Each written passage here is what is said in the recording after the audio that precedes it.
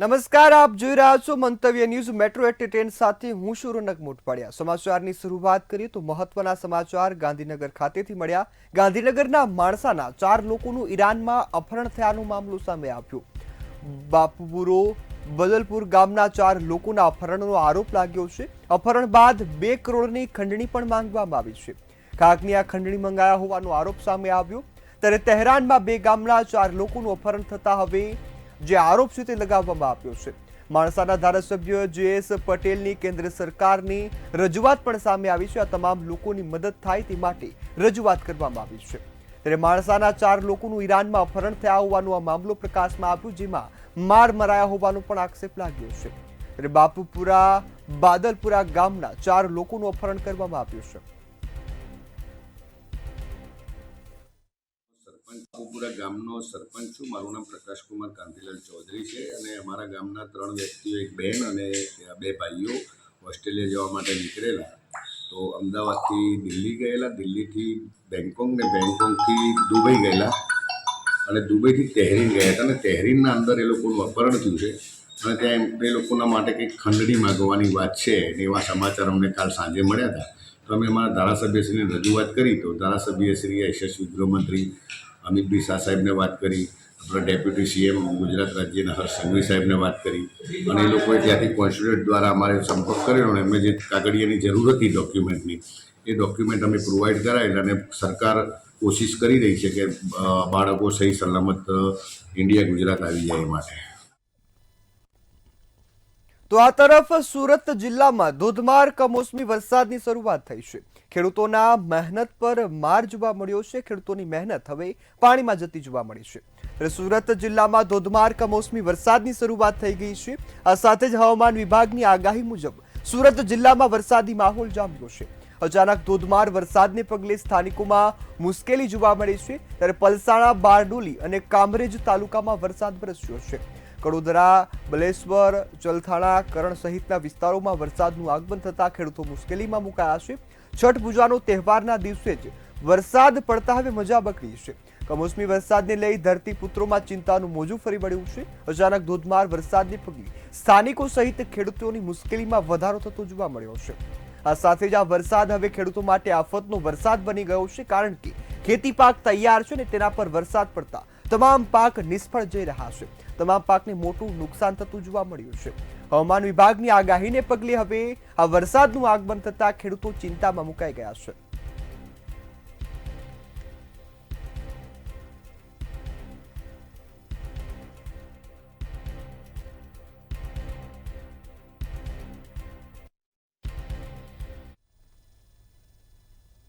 કમોસમી વરસાદના કારણે ખેડૂતોના પાકને ભારે નુકસાન થયું છે। ત્યારે આ મામલે ભારતીય કિસાન સંઘે સરકારને પત્ર લખ્યો છે। કમોસમી વરસાદથી થયેલા નુકસાન અંગે ત્વરિત નિર્ણય લેવામાં આવે તેવી પત્રમાં રજૂઆત કરવામાં આવી છે। ત્યારે ખેડૂતોને વધુમાં વધુ આર્થિક વળતર અપાય તેવી પણ રજૂઆત કરવામાં આવી છે। દિવાળી પછી ક્યારે પણ ના જોયો હોય એવો વરસાદ, કમોસમી વાવાઝોડું અત્યારે વરસી રહ્યું છે। બધા જ પાકો, ખરીફ પાકોની લણણી કરી અને આ પાકો માર્કેટ સુધી પહોંચાડી ખેડૂતના ખિસ્સામાં આવતા પૈસા, ખેડૂતના મોઢામાં આવતો કોળિયો પ્રકૃતિએ છીનવી લીધો છે। કેટલું નુકસાન એનો અંદાજ જ ના મૂકી શકાય એટલું મોટું, ખૂબ મોટું નુકસાન થયું છે। સરકાર શું આપશે? આ તો પાક પાકી ગયો છે। એનડીઆરએફ, એસડીઆરએફ થી ઉપર ઉઠીને આપવું પડશે એટલે એનું તાત્કાલિક સર્વે થાય। ભાવનગરના મહુવા તાલુકાના મોટા કુટવડા ગામમાં કમોસમી વરસાદને પગલે ખેતરોમાં પાણી ભરાયા છે, જ્યારે ખેડૂતોને ભારે નુકસાન પહોંચ્યું છે। પાણી વધારાના કારણે મોટા કુટવડા અને કૃષ્ણપુરા ગામના જોડતું નાળું પણ તૂટી ગયું છે। ખેડૂત પાક બચાવવાનો પ્રયાસ કરી રહ્યા છે, પરંતુ નુકસાન મોટા પ્રમાણમાં થયું છે।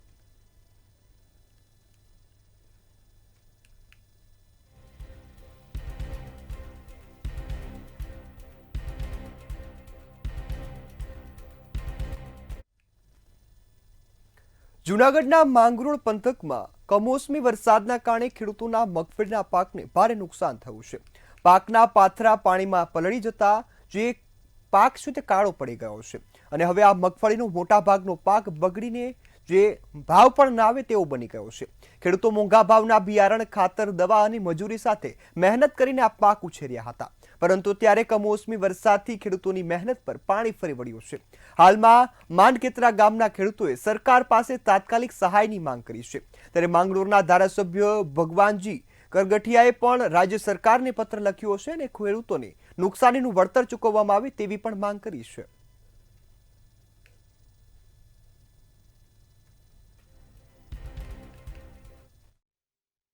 ખાસ કરીને છેલ્લા 3 દિવસથી દક્ષિણ ગુજરાત અને સૌરાષ્ટ્રમાં કમોસમી વરસાદને હિસાબે ખેડૂતોના મગફળીના પાક અને સોયાબીનના પાકને ખૂબ જ નુકસાન ગયું છે.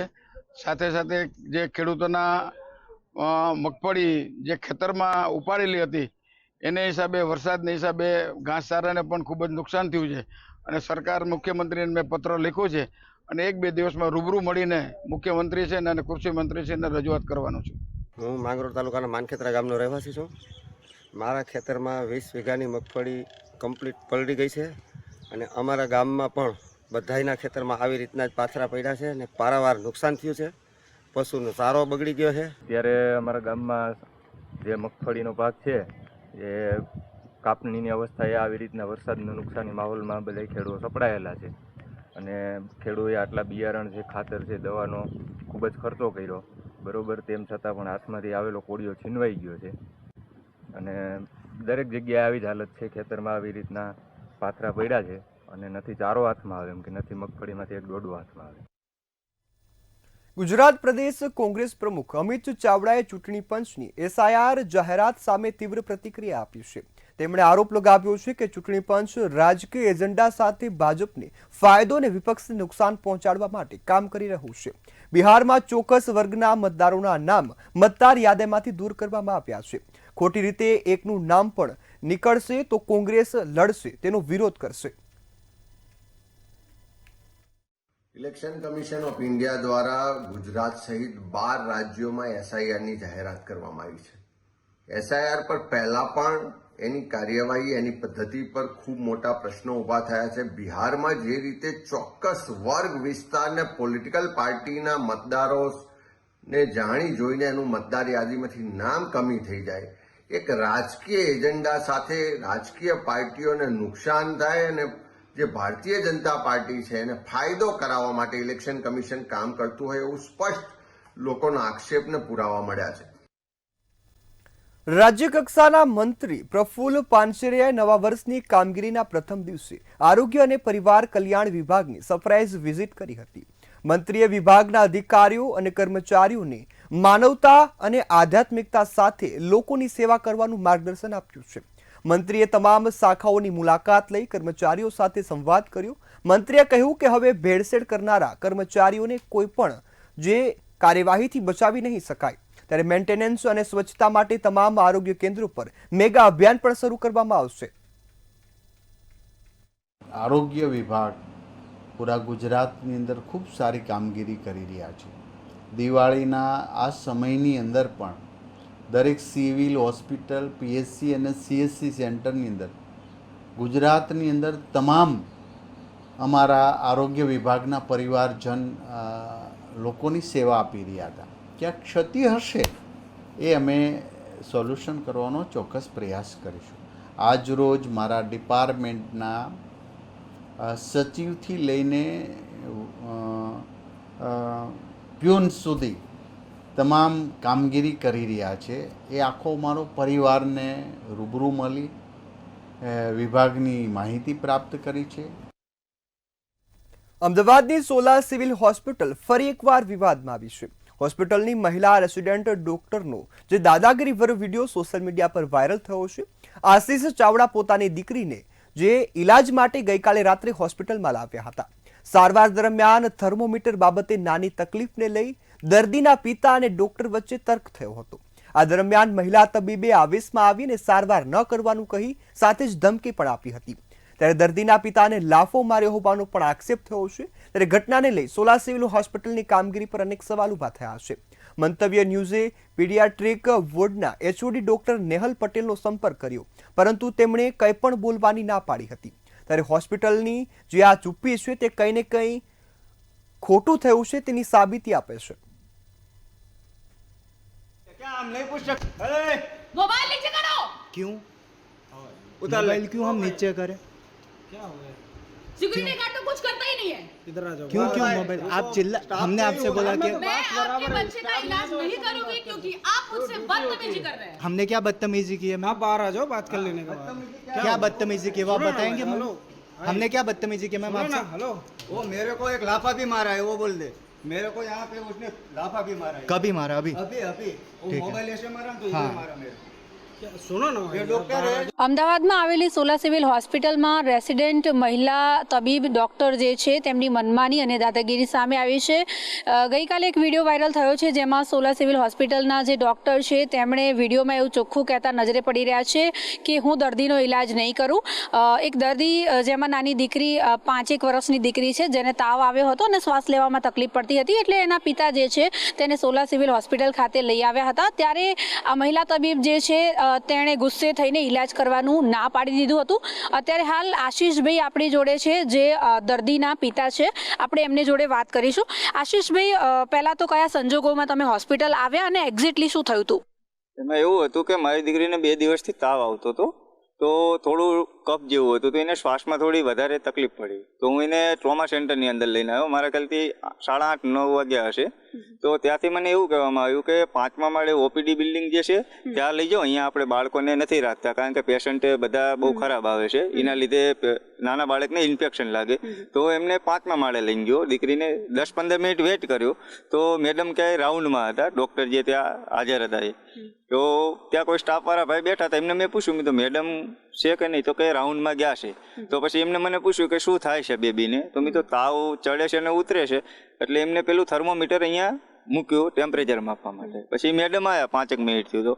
તો મેડમ આવીને કે થર્મોમીટર આવી રીતે નહીં મૂકવાનું, કે કપડા ઉપર ના હોય. એટલે મેં કીધું કંઈ બોલ્યો ને, હું જોયું તો કે કપડા ઉપર ના હોય, અંદરની સાઈડ થર્મોમીટર હોય. એટલે મેં કીધું મેડમ તમારા સ્ટાફ વાળે મૂક્યું છે.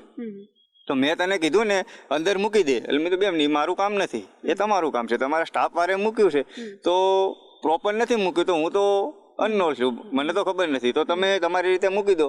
તો બહુ જોર જોરથી એમને વાતો કરવા મળ્યા. એટલે મારો ભાઈ હતો, એમને કીધું બેલમ કે આપણે શાંતિથી વાત થાય, કે જોર જોરથી તમે વાત ના કરશો. તો એમને કે मैं ऐसे ही बात करूंगी, तुम्हें जो करना है वो कर लो, तुम्हारी लड़की का मैं इलाज नहीं करूंगी. तो मेरा भाई था, उसने મોબાઈલ કાઢ્યો. મોબાઈલ કાઢી અને કે મેડમ એક વાર તમે હું રેકોર્ડ કરી લઉં, તમે બોલી દઉં કે હું નહીં કરું ઇલાજ.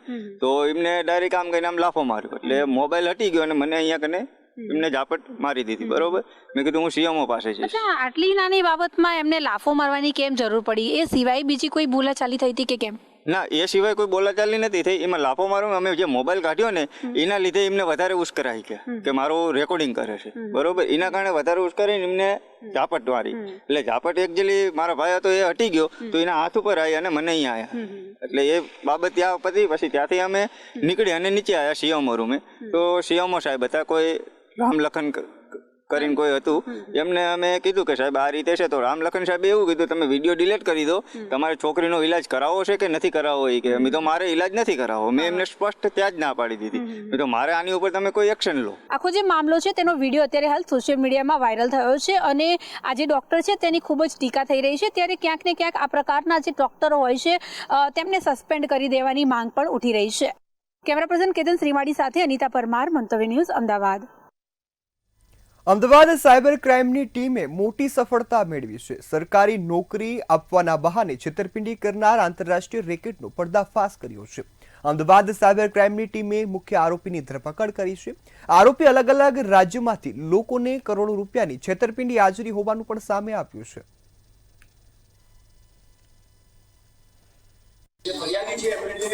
બેંગ્લોર ખાતે ટ્રેનિંગ આપવામાં આવી હતી અને કોલકાતા ખાતે ટ્રેનિંગ માટે બોલાવવામાં હતા. ત્યાં એક અભિષેક સિંહ નામની વ્યક્તિ તરીકે એક વ્યક્તિ ઓળખ આપી હતી અને એ પોતે માસ્ટર ટ્રેનર છે અને ઇન્કમ ટેક્સમાં દિલ્હી ખાતે જોબ કરે છે. અને એવું કહીને એમને ટ્રેનિંગ આપવામાં આવી હતી અને પૈસા લેવામાં આવ્યા હતા. તો ટેકનિકલ એનાલિસિસથી આ વ્યક્તિનું જે લોકેશન છે એ ધનબાદમાં આવતા જે અમારી ટીમ દ્વારા એમને ઝારખંડના ધનબાદ ખાતેથી ધરપકડ કરી અને પછી એમના 8 દિવસના રિમાન્ડ મેળવવામાં આવેલા છે. તો આજે આરોપી ધરપકડ કરેલ છે એનું નામ અમન વર્મા છે. અમદાવાદ પોલીસ કમિશનર કચેરી સામે વકીલો દ્વારા પ્રતિક ઉપવાસ કરવામાં આવ્યો હતો. વકીલોએ પોલીસના ઉદ્ધત વર્તન, ગેરવર્તણૂક અને જાતિવાદની માનસિકતા સામે પ્રતિક ઉપવાસ કરી વિરોધ નોંધાવ્યો છે.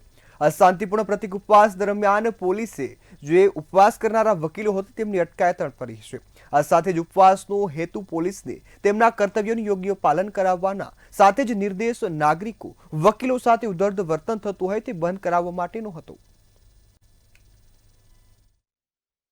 આ પ્રતિક ઉપવાસ કરવાનો મુખ્ય હેતુ એ હતો કે થોડા ઘણા સમયથી પોલીસ દ્વારા સામાન્ય માણસો અને વકીલશ્રીઓ સાથે ખૂબ જ ભદ્દું વર્તન કરવામાં આવે છે, ગેરવર્તણૂક કરવામાં આવે છે અને પોતાની જ મનમાની ચલાવતા હોય છે. અને એક પોલીસની અંદર પણ એક જાતિવાદી માનસિકતા હોય છે કે અમુક સમાજ માટે એ એમને હેરાન કરવા માટે, એમને ટાર્ગેટ કરવા માટે ખોટી રીતે હેરાન પરેશાન કરતા હોય છે. આ બધી બાબતોને લઈને આજરોજ સીપી સાહેબને મળવા માટે અવારનવાર રજૂઆતો કરી, પણ કોઈ તે બાબતે કોઈ કાર્યવાહી ના થતાં આજરોજ મારા સાથી મિત્રો સાથે પ્રતિક ઉપવાસ ઉપર બેસવામાં આવ્યા છે. 26 વર્ષીય નવયુવાન પોતાના જીવનની કારકિર્દી બનાવવાના સમયમાં એક પંથ, એક સંકલ્પ સાથે પર્યાવરણ અને માતૃભૂમિ માટે સાયકલ યાત્રા પર નીકળી પડ્યા છે. 26 વર્ષીય પર્વતારોહી અને સાયકલિસ્ટ સુબોધે લદ્દાખની સાયકલ યાત્રા શરૂ કરી છે. ત્યારે અત્યાર સુધીમાં 9 રાજ્યોમાં 495 દિવસનો સાયકલ પ્રવાસ પણ કર્યો છે. જે બાદ હવે ગુજરાતમાં પ્રવેશ કર્યો છે. ત્યારે 10 રાજ્યોમાં સાયકલ પ્રવાસ પૂરો કરી ચૂકેલા સાયકલિસ્ટ કુલ 28 રાજ્યોમાં 950 દિવસ સાયકલ પ્રવાસ કરશે અને 1 લાખ કિલોમીટરનો પ્રવાસ કરીને 1 લાખ વૃક્ષોનું વાવેતર કરશે. વર્ષ 2027માં ભારતમાં સાયકલ પ્રવાસ બાદ એવરેસ્ટ શિખર પણ સર કરશે. है कि मैं हमारे भारत के 28 राज्यों में 1 लाख किलोमीटर साइकिलिंग करते हुए 1 लाख वृक्ष लगाऊं और साथ में drug free India, greener India और फिटर इंडिया, मतलब जैसे कि फिट इंडिया मूवमेंट हो गया, ड्रग्स फ्री से नो टू ड्रग्स मूवमेंट हो गई और साथ में एक पेड़ मां के नाम, इन अभियानों को भी मैं अपनी जर्नी के थ्रू प्रमोट कर रहा हूँ. लास्ट में क्या अपना वर्क है? 950 दिन में भारत के 28 राज्य पूरे होंगे और बिहार से 28वें राज्य से मैं वर्ल्ड की सबसे टॉलेस्ट माउंटेन क्लाइम करके पूरी दुनिया को ये संदेश देना चाहूंगा कि हम भारत के वो युवा है जो सिर्फ सपने नहीं देखते, उन्हें पूरा करने के लिए हिमालय की ऊंची ऊंची पहाड़ियों से भी टकरा जाते हैं. मैं રાજકોટના જસદણ માર્કેટિંગ યાર્ડ ખાતે મગફળી ભરેલા વાહનોની લાંબી કતારો જોવા મળી છે. અહીં ગત રાત્રિથી જ ખેડૂતો પોતાની મગફળી લઈને પહોંચી રહ્યા છે. ખેડૂતો ગત રાત્રિ 10 વાગ્યાથી લાઇનમાં ઊભા છે, જેમાં અનેક લોકો ચાલુ વરસાદ અને 12 કલાક સુધી લાઇનમાં ઊભા રહેવા મજબૂર બન્યા છે. યાર્ડમાં શેડ હોવા છતાં મગફળી રસ્તા પર પલળી હોવાના આક્ષેપ પણ સામે આવ્યા છે. યાર્ડની બેદરકારીને 2 વર્ષ અગાઉ લેવામાં આવેલી 20 વીઘા જમીન પર શેડની કામગીરી ન થતા ખેડૂતોનો માલ નષ્ટ થયો છે. પાણી ભરેલા શેડમાં જે મગફળી ઉતારવા માટે ખેડૂતો મજબૂર બન્યા છે. આ સાથે જ ખેડૂતોને મગફળીના પ્રતિમણ 800 થી 900 રૂપિયા ભાવ મળી રહ્યા છે, જેના કારણે ખેડૂતોને નુકસાન જઈ રહ્યું છે. અહીંયા મગફળીની અમે રાતે 10 વાગ્યા લઈને આવ્યા છે, હજી સુધી વારો નથી આવ્યો. અંદર માંડવી ઠલવવાના હિસાબ નહીં અને વરસાદના હિસાબે રાતે મગફળી પલ્લી હતી તમારે? રાતે માંડવી વરસાદના હિસાબે ઘણી પલ્લી ગઈ હતી અને માંડ કરીને અમારે ઢાંકવી પડી. એમરજન્સીમાં કાગળ લાવવું પડ્યું અને ઘણી બધી નુકસાની થઈ, પલ્લી ગઈ. શું કહેશો? આ જે માર્કેટિંગ યાર્ડ દ્વારા કંઈક 10-12 વીઘા જમીન પણ લીધી, 2 વર્ષ થઈ ગયા, હજી સુધી હા, એ માર્કેટ ગેડ વાળા, એ તંત્ર વાળા એ જમીન લીધી છે, પણ હજી સુધી કોઈ ખેડૂતને માલ ઠલવવા હાટુ કોઈ જાતની સુવિધા નથી બનાવી. રાજકોટ જિલ્લાના ધોરાજી માર્કેટિંગ યાર્ડ દિવાળીના પર્વ નિમિત્તે બંધ હતું.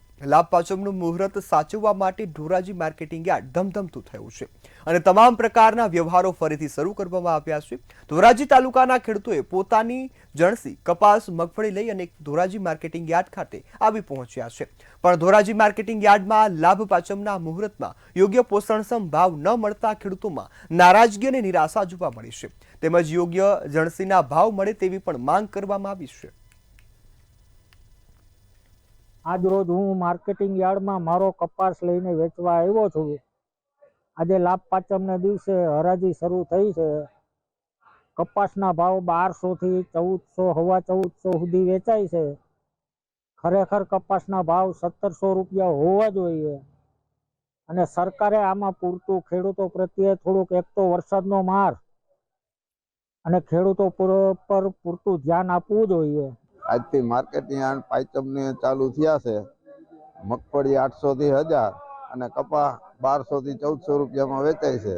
તો સરકાર કંઈક ધ્યાન દે. માથે વરસાદ, ખાતર બધું મોંઘું, મજૂરો જડતા નથી, તો અમારે ખેડૂતને કરવું શું? ખેડૂત ભીખ નથી માગતો. તમે ભાવ કંઈક દેવરાવો અને જે આયાતનું કર્યું છે એ બંધ કરો. એની માથે જે એક્સાઇઝ ડ્યુટી 13% હતી એ બંધ કરી દો, ચાલુ કરી દો તમે, અને ખેડૂતને કંઈક ભાવ દેવરાવો તો બસ. અમારે તમારી ભીખ નથી જોતી. અહીંયા અમે પાંચમનો કપાસ વેચવા આવ્યા છીએ, તો અત્યારે કપાસના ભાવ 1400 રૂપિયા, છેલ્લામાં છેલ્લી 1450 રૂપિયા બજાર બોલે, બરોબર. તો હવે કપાસના ઉતારા નથી. આ મજૂરી મોંઘી, ખાતર મોંઘું, બિયારણ મોંઘું, મજૂરી મોંઘી, એને માથે વરસાદનો પાછો કપાસી બીજા બગડી ગયા. તો અત્યારે કપાસના ભાવ તમને કોઈ 1400, 1450 રૂપિયા ભાવ કોઈ પોસાય ખરું? 1800, 1700 રૂપિયા બજાર હોય તો કાંક માણસોને બધાને પોસાય. તો હવે આ ખેડૂતનું અમારે કરવું છું એમ, બધાને મળવાની હાલ. ગુજરાતના મુખ્યમંત્રી ભૂપેન્દ્ર પટેલે અમદાવાદ ખાતે યોજાયેલા છઠ મહાપર્વ પૂજા ઉત્સવમાં હાજરી આપી હતી અને છઠ મહાપર્વની શુભકામનાઓ પાઠવી હતી. તેમણે જણાવ્યું કે વડાપ્રધાન નરેન્દ્ર મોદીના નેતૃત્વમાં ભવ્ય રામ મંદિરના નિર્માણ બાદ દિવાળીની રોનક અનેક ગણી વધી ગઈ છે અને એક ભારત શ્રેષ્ઠ ભારતનો મંત્ર તહેવારો દ્વારા સાકાર થઈ રહ્યો છે. મુખ્યમંત્રીએ છઠ પૂજાના આયોજકોને અભિનંદન પાઠવ્યા હતા અને કહ્યું હતું કે ગુજરાત અને બિહારનો સંબંધ ઐતિહાસિક છે.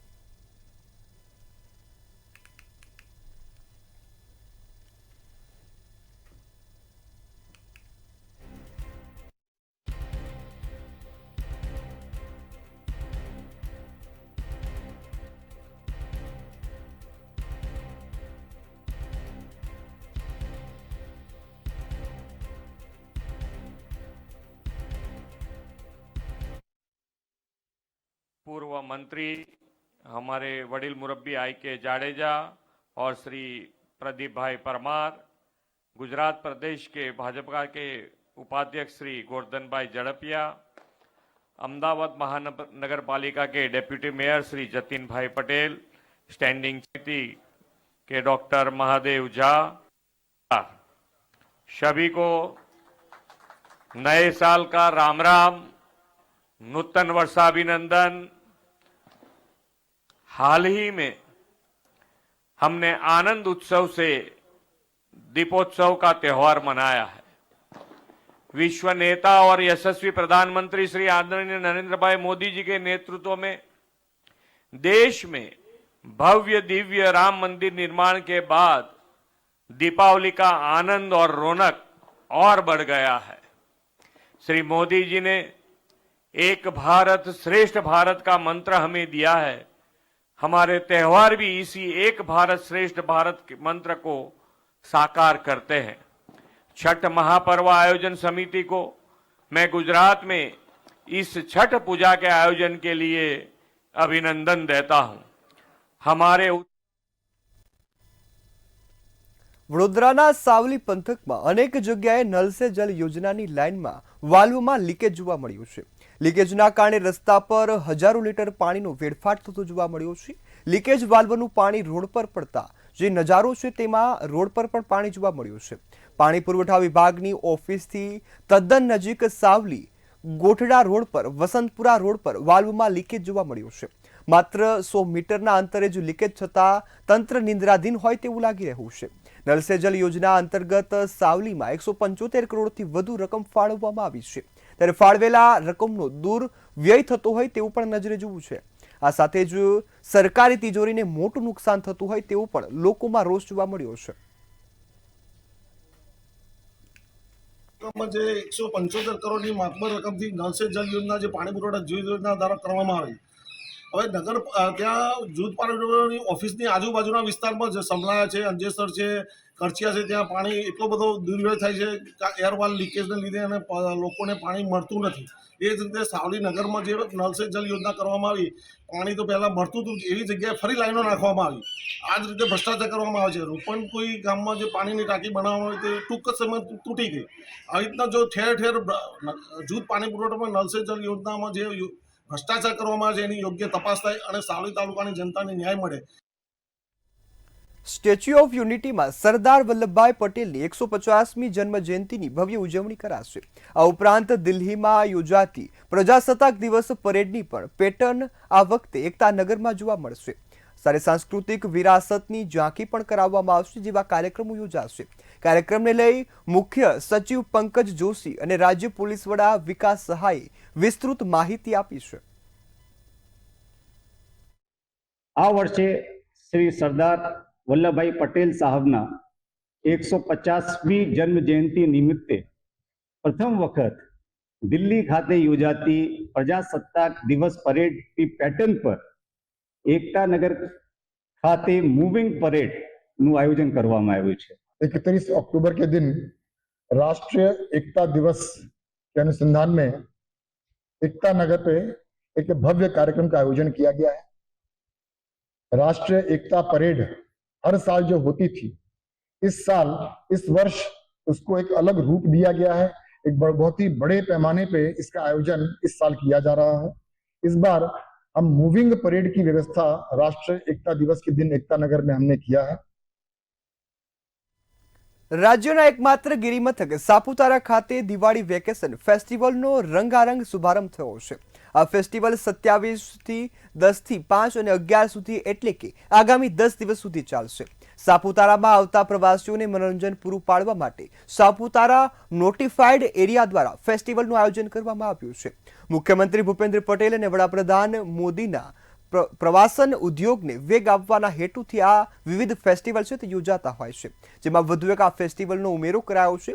સાપુતારા ખાતે બારે માસ પ્રવાસીઓને સુવિધા મળી રહે અને આ જે તમામ પ્રવાસીઓ છે તેમનું મનોરંજન થાય તે માટે ખાસ આયોજન કરાયું છે. મુખ્ય અતિથિઓ હતા જિલ્લા પ્રમુખ ડાંગ જિલ્લાના જે જિલ્લા પંચાયતના પ્રમુખશ્રી હોય કે સાંસદ શ્રી ધવલભાઈ હોય કે વિજયભાઈ ધારાસભ્ય, એ ત્રણેયની સૂચક ગેરહાજરીથી આજે જાણી શકાય છે કે એઓને આવા પ્રોગ્રામોમાં કોઈ ઇન્ટરેસ્ટ નથી. એ લોકોએ ફક્ત અને ફક્ત મત લેવા અને રાજનીતિ કરવા આવવું છે. જ્યારે લોકોની વાત આવે ત્યારે એ લોકોએ આવવું નથી. અને બીજી તરફ જ્યારે તંત્ર અને પ્રશાસનની વાત કરવામાં આવે તો આજે અહીંથી દેખાય છે કે જ્યારે ગયા મહિને મોન્સૂન ફેસ્ટિવલ 30 દિવસનો લગભગ કાર્યક્રમ હતો, એમાં 1 કરોડથી વધુ ખર્ચો જ્યારે થઈ રહ્યો હતો.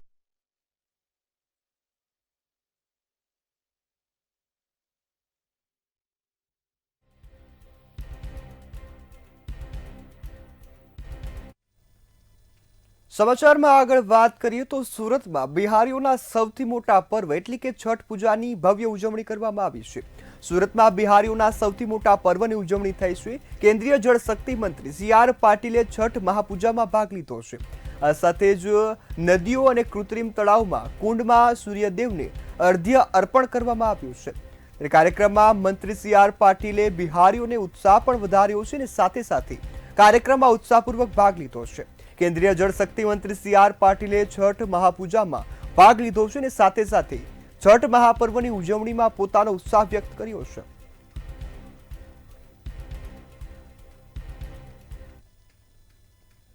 તો આ તરફ વડોદરામાં ફરીથી વરસાદી માહોલ સર્જાયો છે. હવામાન વિભાગની આગાહીને પગલે વરસાદનું આગમન જોવા મળ્યું ત્યારે વડોદરામાં ફરી એકવાર વરસાદી માહોલ છવાતા ખેડૂતોની ચિંતા વધી છે. ત્યારે વરસાદે સાંજે ગતિ પકડી છે અને ધોધમાર બની ગયો છે. વાઘોડિયા રોડ પર પાણી ભરાવાની સ્થિતિ પણ જોવા મળી છે. રાવપુરા ફતેગંજમાં પણ પાણી ભરાવાની સ્થિતિ જોવા મળી છે. રાવપુરામાં ઘૂંટણ જેટલા પાણી ભરાતા લોકો હેરાન પરેશાન થતા જોવા મળ્યા છે. આ સાથે જ શિયાળાની સિઝનમાં પણ પાલિકા તંત્રની પોલ ખુલ્લી પડી ગઈ છે. હવે પાલિકા તંત્ર કેટલો વહેલો પગલાં લે છે અને સાથે સાથે જે પાણી નિકાલની કામગીરી કેટલી વહેલી કરે તે જોવાનું રહ્યું. વાઘોડિયા રોડ વિસ્તારમાં આ સ્થિતિ છે. સાથે જ રાવપુરા ફતેગંજમાં પણ પાણી ભરાવાની સ્થિતિ જોવા મળી છે.